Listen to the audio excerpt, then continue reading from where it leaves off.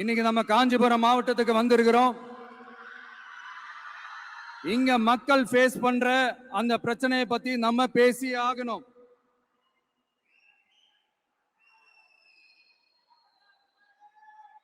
இந்த காஞ்சி மண்ணை வாழ வைக்கிற ஜீவ நதி பாலாறு, உயிர் நதி பாலாறு. இந்த மக்களோட உயிரோடவும் ரத்தத்தோடும் கலந்து ஓடுவது பாலாறு. அந்த பாலாறை இன்னைக்கு பெரியார் பெயரையும் அண்ணா பெயரையும் சும்மா பேருக்கு வச்சுக்கிட்டு ஆட்சி நடத்துறவங்க என்ன பண்றாங்க தெரியும்ல?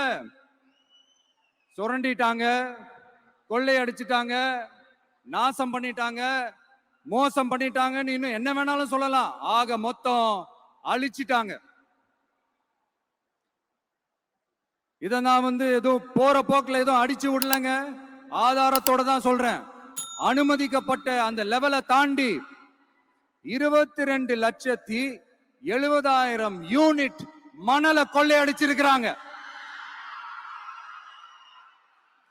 ஆக மொத்தம் இதுல அவங்க அடிச்ச கொள்ளை எவ்வளவு தெரியுமா? ரொம்பலாம் இல்ல, கம்மி தான். 4,730 கோடி. கம்மி தான் இல்ல? இதுக்கெல்லாம் அவங்க ஆதாரம் கேட்க முடியாது. ஏன்னா இந்த ஆதாரம் ஆல்ரெடி கோர்ட்ல இருக்குது, அமலாக்கத்துறை டிபார்ட்மெண்ட்ல இருக்குது. அந்த டிபார்ட்மெண்ட்ல வேலை செஞ்ச சில நல்லவர்கள் அவங்க அடிச்ச அந்த கொள்ளையெல்லாம் தாங்க முடியாம வெளியில சொன்ன அந்த ஆதாரங்கள் இதெல்லாம் சம்பந்தப்பட்டவங்களுக்கு இன்னும் நல்லாவே தெரியும். அதனால இது சம்பந்தமா ஆதாரங்களை கொடுன்னா அவங்க கேட்க முடியாது.